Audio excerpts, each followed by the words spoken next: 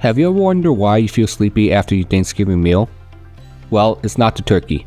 In this episode of Science, Stories, and Stethoscopes, hosts Mike and Tim bust the myth of turkey making you feel sleepy. They will talk about the neurobiology of gratitude and how to maintain a balanced meal this Thanksgiving using my plate. Take a listen. Hey guys, and welcome to another episode of Science, Stories, and Stethoscopes. We're your hosts, Mike and Tim. And today we'll be working on episode 2, which is called Stuffing to Talk About, in which we'll be talking all things Thanksgiving related. So let's start this episode off by talking about what we are grateful for and thankful for. So what are you thankful for, Mike? Definitely thankful for healthy family, place to live, a good job, and definitely having 2 great kids and a beautiful wife. How about you, Tim? Yeah, I have so many things to thankful for. My family, for one. Our friendship is another thing. All my friends, actually. And the ability just to finish my PhD, which is perfect. That's why I'm really thankful for that, because that's been a very long 6 to 7 years of just reading, writing, and studying all things neurobiology, which is great, because this past week I just handed in my dissertation to the library. So awesome. My dissertation is available online for anyone who wants to read it. But I wouldn't recommend reading it unless you have insomnia. Wow, that's cool. Well, it's what are we at? 1 month now since your PhD? Yeah, it's been a month, a little bit over a month. And yesterday I did a little bit of scientific communication, in which I went to the 6th grade classroom yesterday. Well, and that was the first time I introduced myself as Dr. Tim, which sounded so weird when I said it out loud. And then it's just something very unusual. But it's just, yeah, so I'm just grateful for the opportunity to complete my PhD at UMass Chan Medical School. Awesome. Speaking of being grateful, this episode is totally about Thanksgiving, right? So what is your favorite Thanksgiving dish? My favorite Thanksgiving dish? Oh, there's too many to consider. When I usually make my plate, it's just a bunch of stuff. But my favorite dish is mac and cheese. Really love mac and cheese.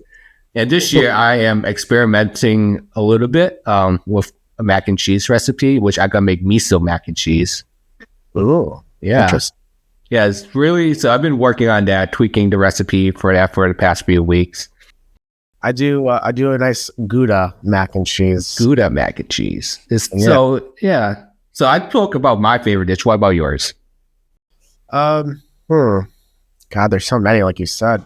I think I'm going to have to go with stuffing. Stuffing just has to be the top-notch thing to have, which my mom makes a homemade Italian stuffing. Risotto rice and prosciutto and eggs and all sorts of stuff. That sounds so delicious. We've gotten to the point where the stuffing now has to be made separately. What goes into the turkey is one thing, then there's a whole separate pan of it, because it's the first thing to go. So I'm coming over. Tell your mom I'm coming over. I'm forward to it, for sure. I think when we did the poll for our Instagram, the majority of the people said either mac and cheese, stuffing, and someone said biscuits, which was kind of odd. But mac and cheese and stuffing. See? Yeah, I think it's just because it's the cheese. Everyone loves cheese, unless you're even those who are lactose intolerant, they will they will eat cheese, even though they know the consequences afterwards. Yeah, I think mine has about 4 cheeses in it. So it's like a death trap for lactose. That's pretty cool, though. Yeah. Awesome. Kick this episode off by talking about the neurobiology of gratitude. So we always know what gratitude is. It's being thankful. But what is going on with the brain when someone feels grateful for something? So there's a few studies in which neuroscientists and researchers have tried to look at the neurobiology of gratitude, specifically trying to understand the cellular correlates of gratitude, where in the brain is gratitude located. So what some of these researchers have done is they looked at human fMRI studies in order to understand where gratitude is located. So their hypothesis is that gratitude is correlated with a brain region that's associated with moral cognition and value judgments. And this is usually located in your prefrontal cortex, which is responsible for executive functioning. So that's really interesting because what they have found in this specific study is that in these human subjects undergoing this fMRI studies, they found high brain activities in the prefrontal cortex after the participants were asked to place themselves in the shoes of a Holocaust survivors, which is quite interesting because during the Holocaust, these survivors, the Holocaust survivors received shelters from strangers because, trying to escape Nazi Germany. And what's interesting is that when they studied Holocaust survivors, they were very grateful because strangers just basically saved their lives. So in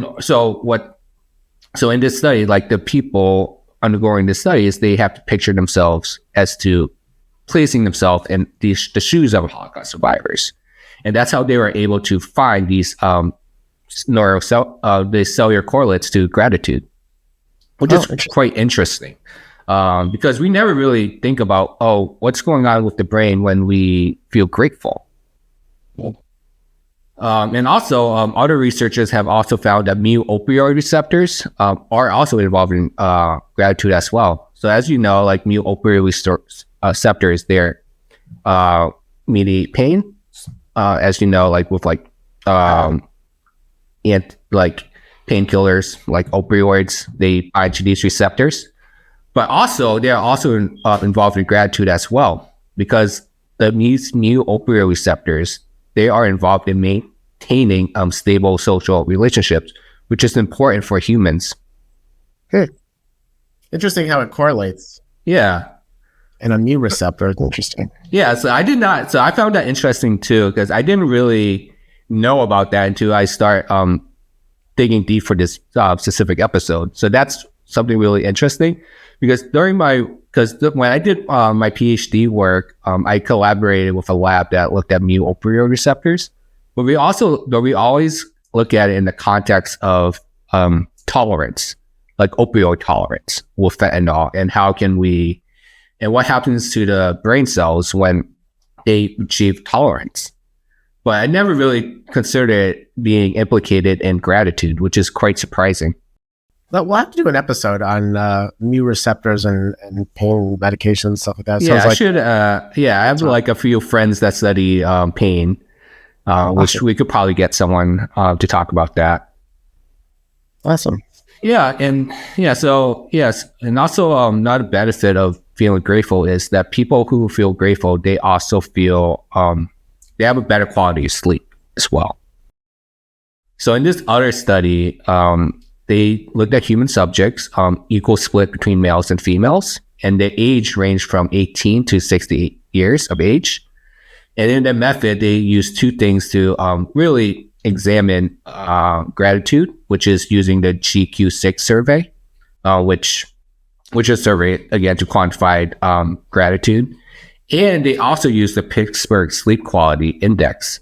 And they tried to understand if there are any connection between sleep quality and gratitude. And overall, long story short, in this study, they concluded that grateful people sleep better than ungrateful people.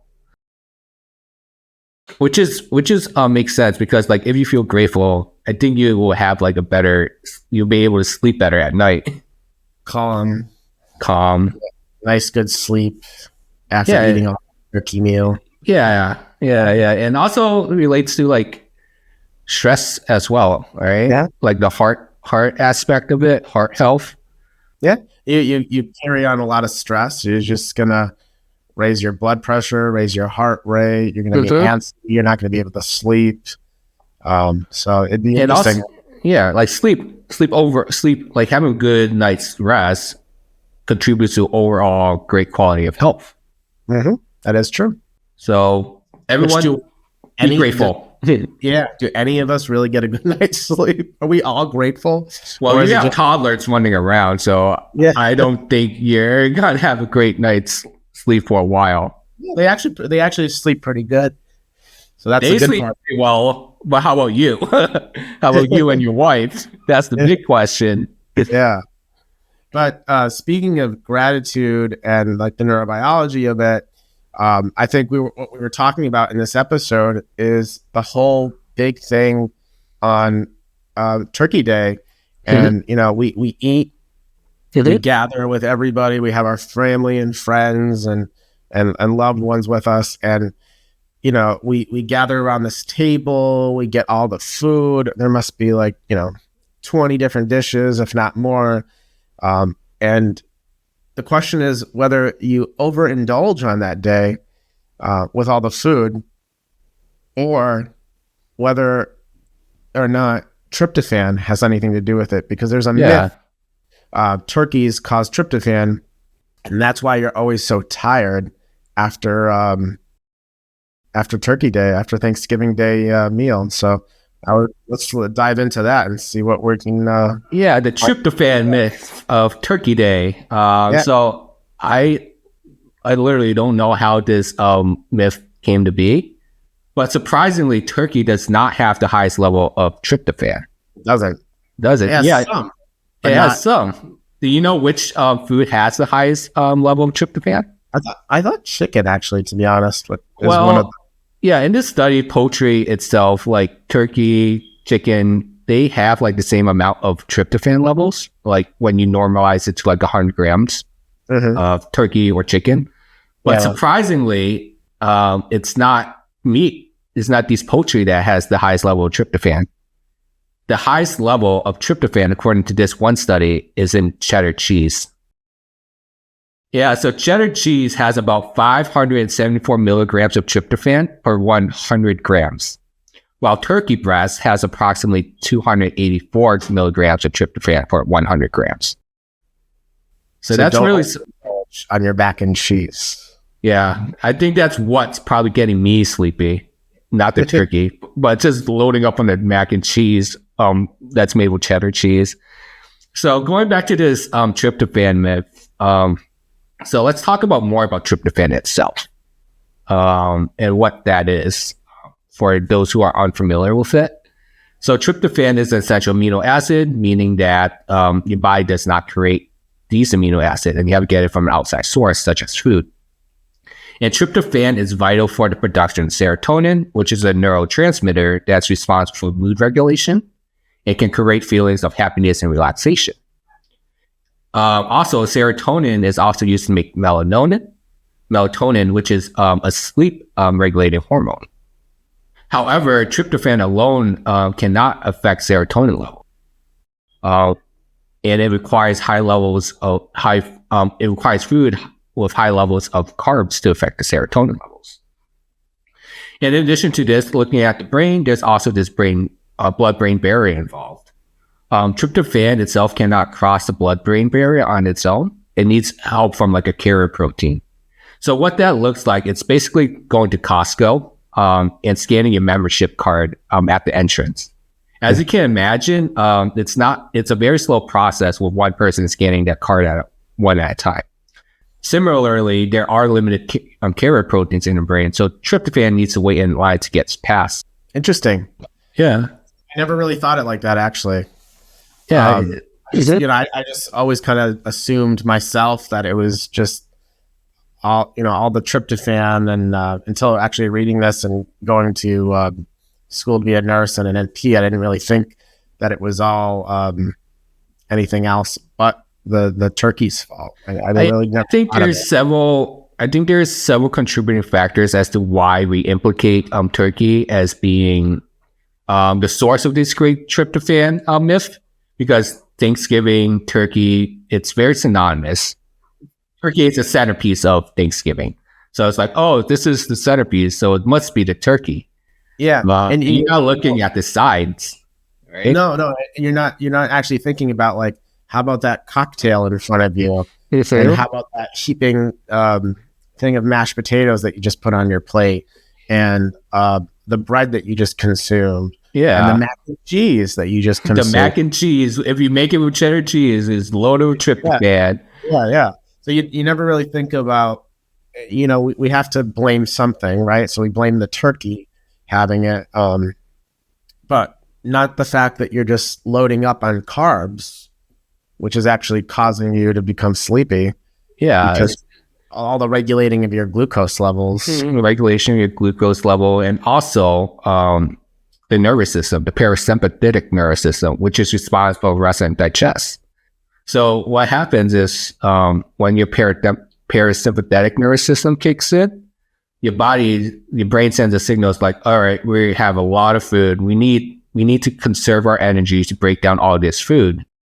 So that's another reason as to why you feel sleepy, because your body is trying to conserve energy so it can break down all this food that's loaded with like carbs and glucose and all that stuff that you previously mentioned.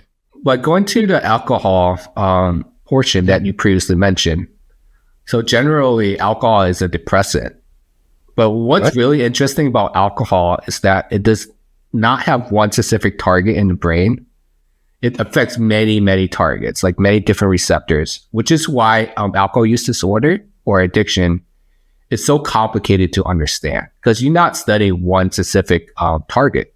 You're trying to consider all these targets, and all these targets are interacting with one another. But going to alcohol specifically, and just looking at one receptor, it interacts with these receptors called GABA receptors. And what GABA receptors do is that it basically causes the brain to slow down. It slows down brain activity.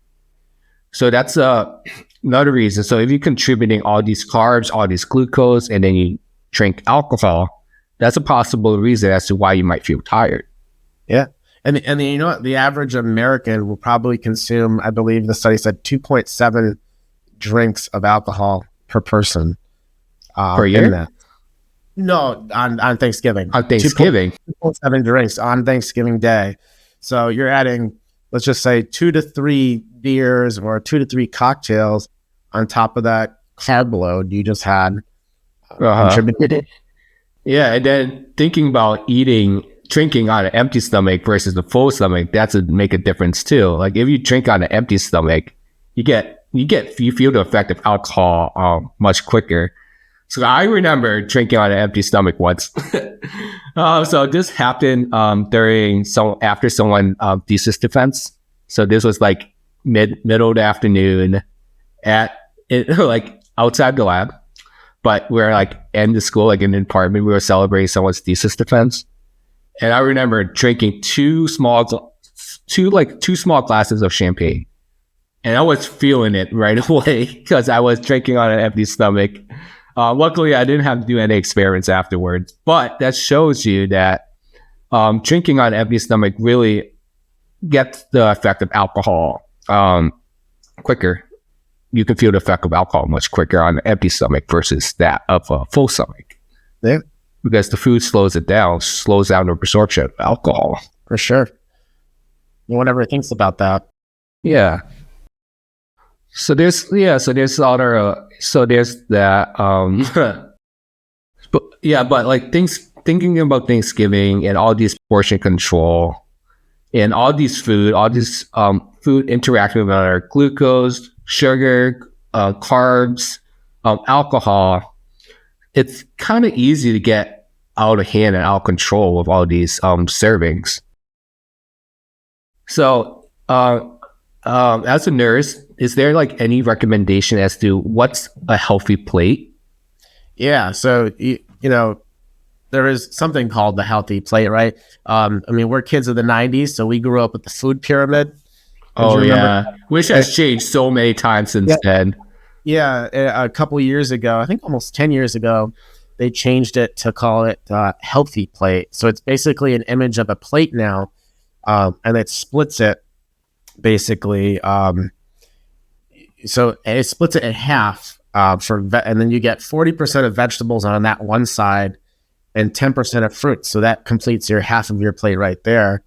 And then the other half is basically 30% of grains and then 20% of protein. So your protein, your turkey meat is literally the smallest portion of your plate, where vegetables is kind of the greater thing. And then they have basically like a cup of milk or some sort of dairy product to go with that as your side.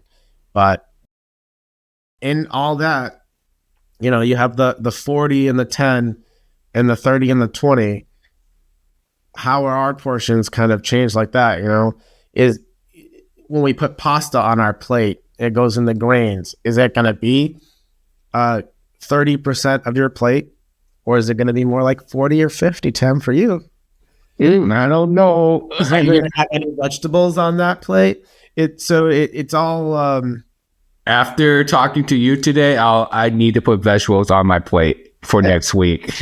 and if you think about it, the average American consumes about 200 to 250 grams of carbs per meal on Thanksgiving, with the total being 3,000 to 4,500 calories and 230 grams of fat alone on a Thanksgiving meal, which is about 2 to 3 times what you should have in your daily allowance. Yeah, you didn't even go into dessert. Yeah.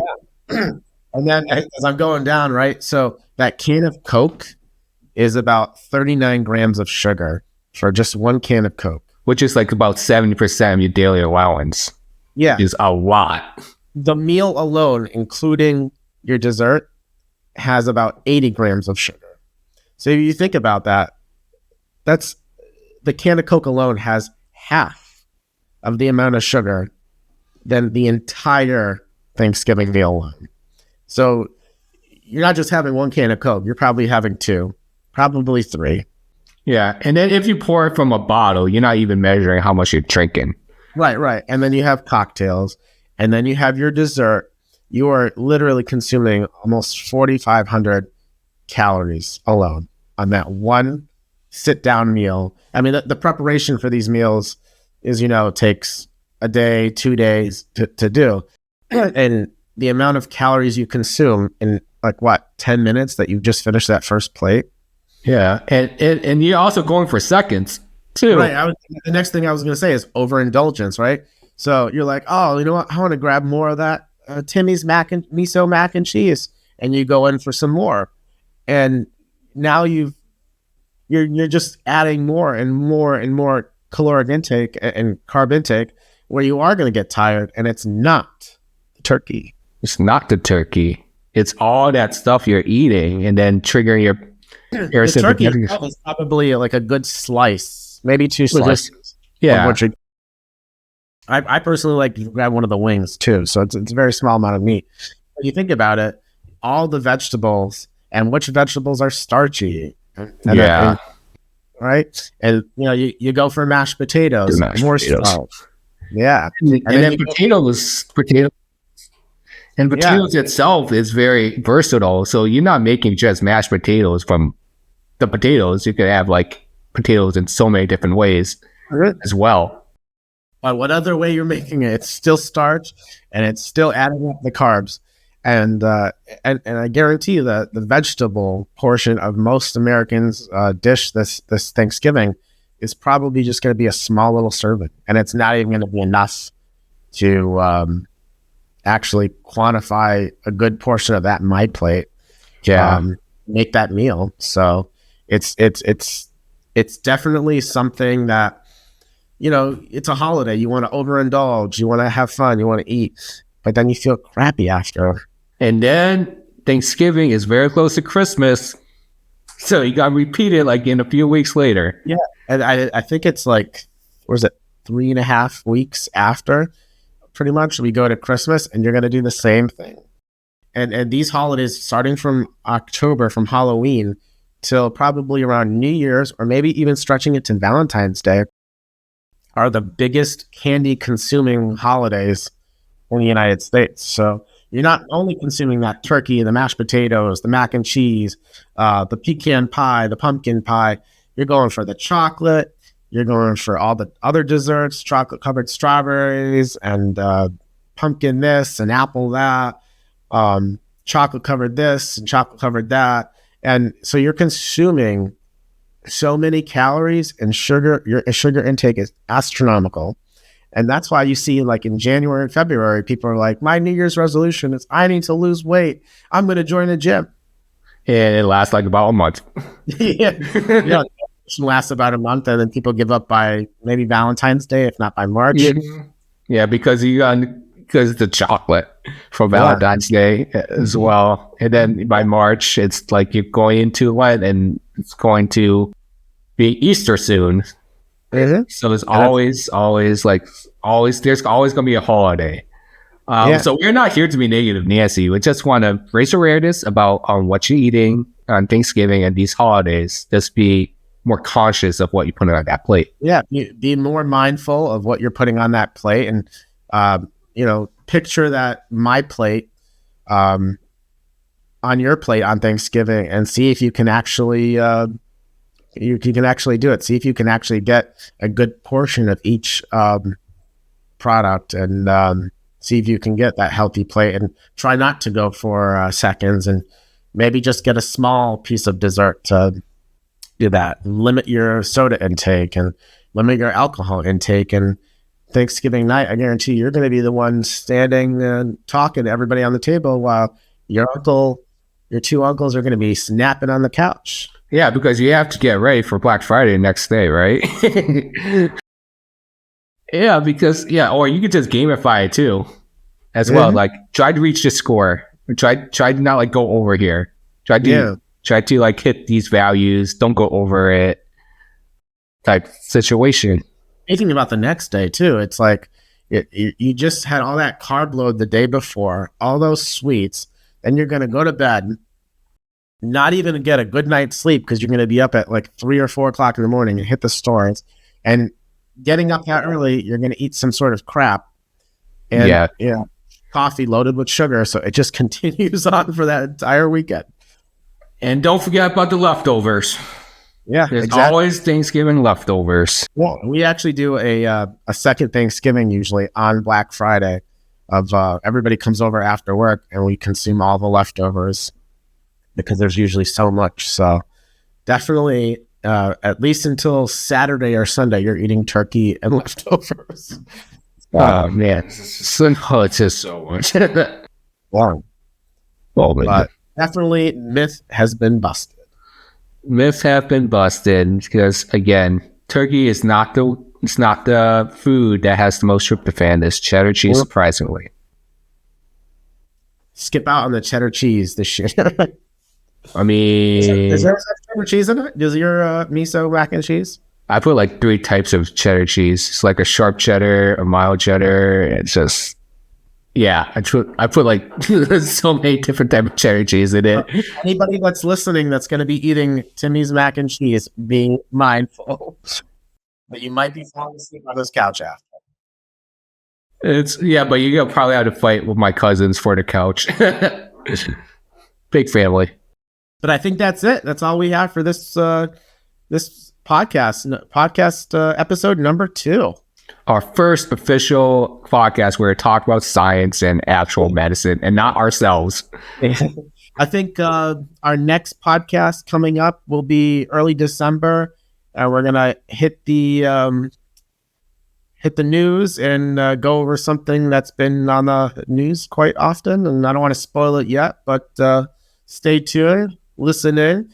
You can follow us on Instagram. I'll give you a couple hints here and there in the next couple of weeks. But listen in, and thank you for listening. All right, everyone. See ya. And of course, happy Thanksgiving. Be safe, travel safely, and eat well. And don't blame the turkey.